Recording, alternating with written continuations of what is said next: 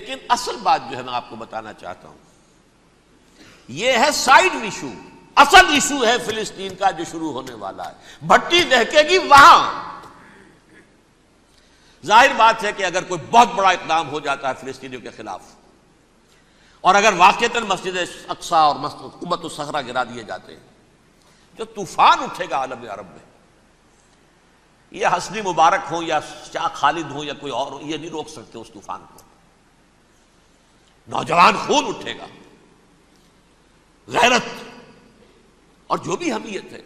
مسلمان ان پڑھ سے ان پڑھ اور بالکل بے دین، وہ بھی مسجد کی حرمت پر کٹ مرنے کو تیار ہو جاتا ہے.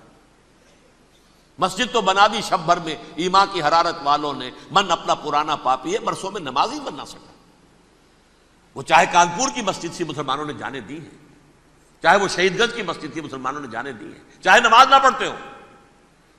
لیکن یہ جو حرمت اور یہ جو حمیت اور یہ غیرت ہے، اس سے جو طوفان اٹھے گا یہ ہوگا اس ملحمۃ العظما، اس کی طرف پیش رفت ہو رہی. کتاب الملاحم سے احادیث کے حوالے سے کہ جن جنگوں کا حوالہ دیا حضور نے، پیشن گوئی کی ہے، اس کا نقطہ آغاز تھا خلیج کی جنگ.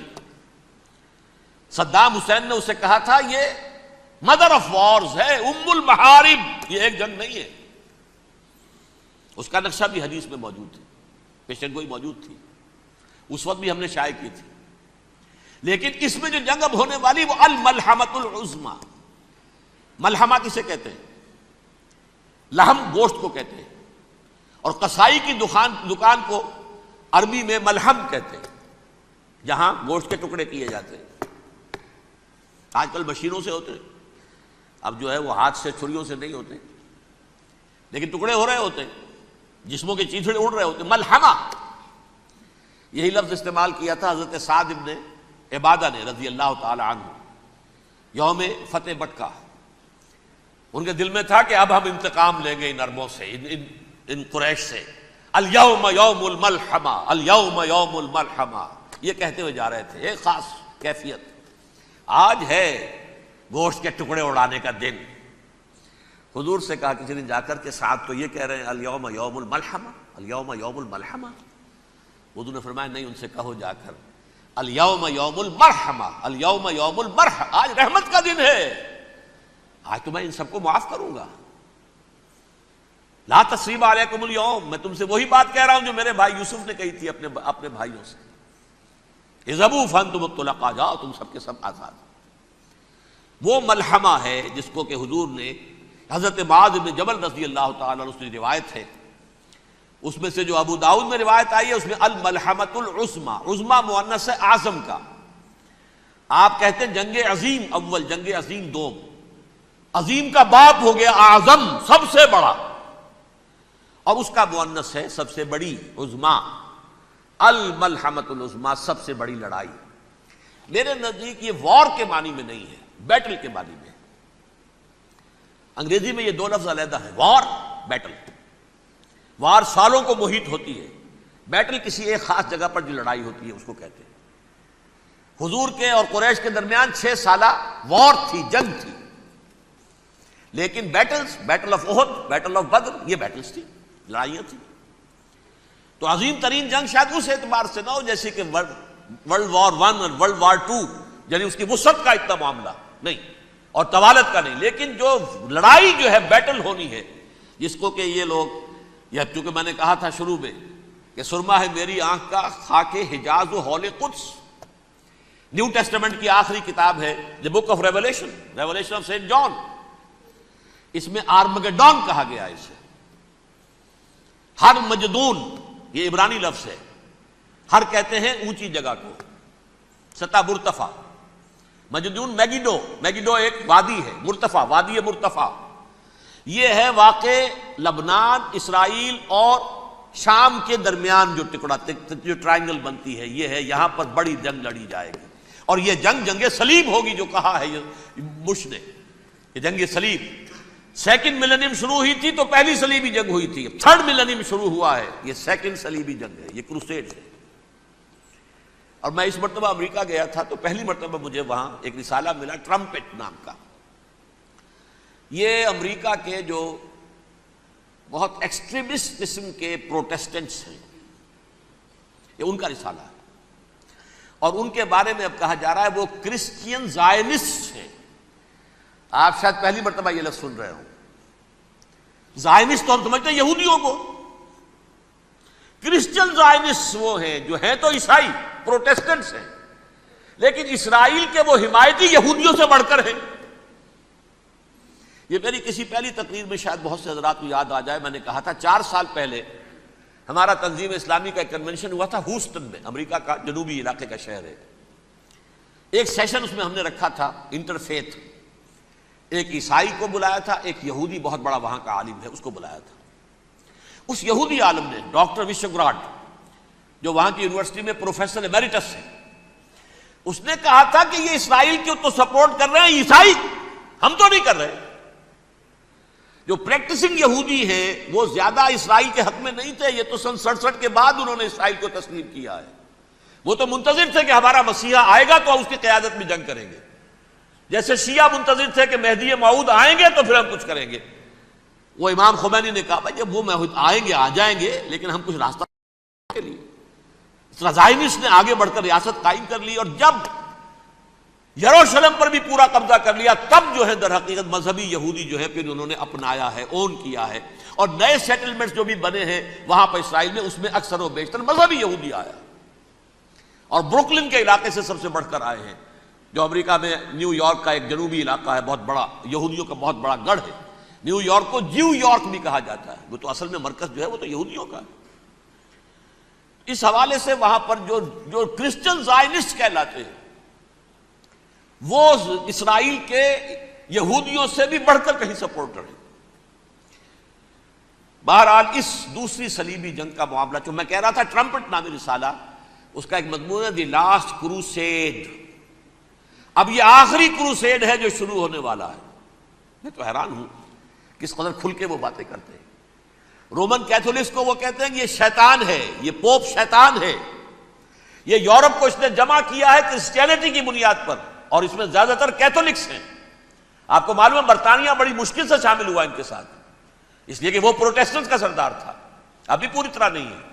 یورپ جو ہے وہ رومن امپائر دوبارہ یہ کھڑی کر رہا ہے، اور در حقیقت یہ جو ہے یہودیوں سے بھی چھیننا چاہتے ہیں اسرائیل کو اور فلسطین کو، اور مسلمانوں سے بھی، اور یہ وہی کروسیڈ جو تھے اربن ثانی کے، اس کی تیاری کر رہے ہیں تاکہ وہاں پر عیسائی حکومت قائم ہو جائے، کیتھولکس کی، پوپ کی حکومت قائم ہو جائے، جیسے ایسٹ تیمور میں کر دی ہے۔ ایسٹ تیمور میں کون سی حکومت بنی ہے؟ رومن کیتھولک،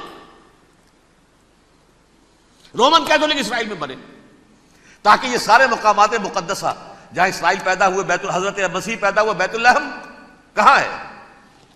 وہی ہے کہ نہیں؟ جہاں سے ریزریکشن ہوا ان کے خیال میں وہ کہاں ہے؟ وہیں پر ہے کہ نہیں؟ بڑے بڑے گرجے ان کے وہی ہیں۔ تو اس اعتبار سے ان کا کہنا یہ ہے یہ لاسٹ کروسیڈ کی تیاری ہو رہی ہے، یہ کیفور، اور ان کا کہنا یہ ہے کہ یہ پوری طاقت نیٹو کی جو ہے، یہ پہلے جرمنی سے لائی گئی بوسنیا، انہوں نے خود وہاں جنگ کروائی، انہوں نے خود وہاں پر ایتھنک کلینسنگ کروائی، پھر خود مصالحت کے لیے آ گئے، پھر کوسوو میں انہوں نے خود آگ بھڑکائی۔ یہ میں نہیں کہہ رہا، یہ وہ ٹرمپٹ رسالہ امریکہ سے چھپنے والا پروٹیسٹنٹس کا رسالہ ہے جو یہ کہہ رہا ہے۔ پھر انہوں نے کوسوو کے اندر کروایا، اور پھر وہ وہاں پر پیس فورس کی حیثیت سے آ گئے۔ اب وہ میسیڈونیا میں کروا رہے ہیں اور وہاں داخل ہو گئے ہیں۔ اگلا قدم ان کا سائپرس ہوگا، سائپرس میں ترکوں کو اور وہ گریکس کو لڑائیں گے اور وہاں آ جائیں گے، وہاں سے ایک چھلانگ لگائیں گے اور یہ فلسطین میں پہنچیں گے، اور یہ وہاں پر ایک رومن امپائر، اپنی پرانی رومن امپائر کی طرح کی رومن کیتھولک ریاست قائم کرنا چاہتے ہیں۔ تو وہاں امریکہ کے عیسائیوں میں بھی کوئی ایک طبقہ نہیں ہے، کیتھولکس بھی ہے، کیتھولکس زیادہ نہیں ہے ہمدرد، لیکن اب تابع ہو چکے ہیں۔ اسحاق ریبین نے جب یہ پیس ٹاک شروع ہوئی تھی، آپ کو یاد ہوگا شاید کہ جب وہ آیا تھا واشنگٹن سے واپس فلسطین اسرائیل، تو پہلے روم میں رکا for an audience with the pope, اور پوپ کو اس نے ایک مرتبان سا پیش کیا تھا، حضرت سلیمان علیہ السلام کے زمانے کا مرتبان، اور کہا تھا دیکھیے 3000 برس تک ہم نے اس کی حفاظت کی ہے، اب یہ میں آپ کے حوالے کر رہا ہوں۔ اس کے بعد سے پوپ جو ہے بالکل رام ہو گیا، اور وہ عیسائیوں کے ساتھ اور یہودیوں کے ساتھ ان کا پورا معاہدہ ہو۔ اب پورا عیسائی ورلڈ جو ہے بعثت مجموعی یہودیوں کے شکنجے میں ہے. البتہ ان کے اندر بھی جھگڑے ہیں. جو وہاں پر وائٹ کرسچن ملیشیاز ہیں وہ ایکسٹریمسٹ ہیں کیتھولکس. ان کے نزدیک دشمن نمبر 1 یہودی، دشمن نمبر 2 مسلمان، دشمن نمبر 3 جو یورپ میں کالے ہیں، ایفرو امریکن، چاہے وہ عیسائی ہو گئے ہوں کوئی بھی ہو. یہ 3 دشمن ہیں جن سے انہوں نے کلینز کرنا ہے، صاف کرنا ہے ان کے خیال کے مطابق امریکہ کی سوسائٹی کو. اولاً یہود، پھر مسلمان، اور پھر یہ جو کالے ہیں.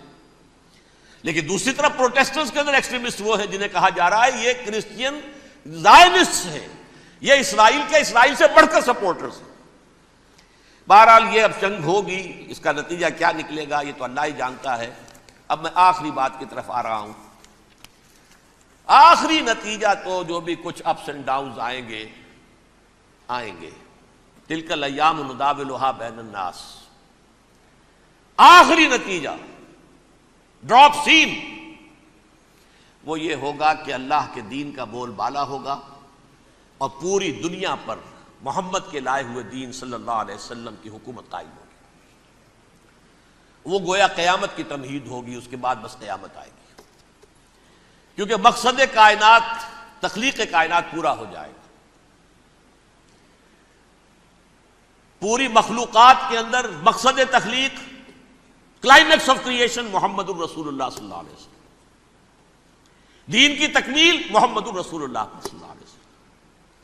اور اس خلافت عرضی کے لیے جو حضرت آدم کو خلافت دی گئی تھی، جب اس میں وہ خلافت پوری دنیا پر قائم ہو جائے گی اس کا مقصد پورا ہو جائے گا. And that will be the beginning of the end. اس کے بعد قیامت ہے. آخری نتیجہ تو یہ نکلنا ہے. اس سے پہلے سزائیں ہمیں بھی مل رہی ہیں. اور یہاں میں کانٹے کی بات جو چھوڑ گیا تھا اس کو بیان کر دوں. اللہ نے اس مغضوب علیہم قوم کو، اس ملعون قوم کو کیوں اب تک چھوٹ دیے رکھی؟ میں بتا چکا ہوں یہ بڑے عذاب کے مستحق ہو چکے تھے حضرت عیسیٰ علیہ السلام کے زمانے میں. چھوٹ دی ہے ابھی تک ہے، بلکہ ایک مرتبہ ابھارا ہے. 1900 برس کے بعد ابھرے ہیں یہ. بالفور ڈیکلریشن 1917 سن 70 عیسوی کے بعد، تقریباً 1900 برس، 1850 برس تو ہے کم سے کم. پھر creation of Israel 1948، 1967 extension of Israel, یروشلم پر قبضہ. یہ سارا جو ہے کیوں ہے؟ اللہ تعالیٰ اس خیر امت محمد صلی اللہ علیہ وسلم، اس کے بہترین حصے کو سزا ان ملعونوں کے ہاتھوں دے رہا ہے. کیوں؟ جو جرم انہوں نے کیا تھا وہی ہم نے کیا. انہوں نے اللہ کی کتاب کو پیٹھ کے پیچھے پھینکا. نبذ فریق من الذین اوتوا الکتاب کتاب اللہ وراء ظہورہم. ہم نے اپنی پیٹھوں کے پیچھے پھینکا کہ نہیں؟ کولونیل رول سے آزاد ہوئے، کہیں اسلامی قانون نافذ کیا، کہیں اسلامی نظام قائم کیا. تو جو جرم ان کا تھا وہی ہمارا ہے. اور ہم خیر امت ہیں، اور ہمارے میں سے خیر ترین عرب ہیں. ان پر اللہ کا فضل، ان کی مادری زبان میں اللہ کی کتاب موجود ہے. پھر انہوں نے اللہ کے دین کو پیٹھ دکھائی. جو ملک آزاد ہوا کولونیل رول سے، یا اس نے قبلہ کر لیا اپنا ماسکو کی طرف یا کر لیا واشنگٹن کی طرف. کسی نے مکے کو قبلہ بنایا. یہ بدترین سزا ہے. ویل للعرب من شر قد اقترب. اور ترمذی شریف میں تو یہاں تک روایت ہے من اقتراب الساعۃ ہلاک العرب. قیامت کے قرب کی ایک نشانی یہ بھی ہوگی کہ عرب ہلاک ہو جائیں گے.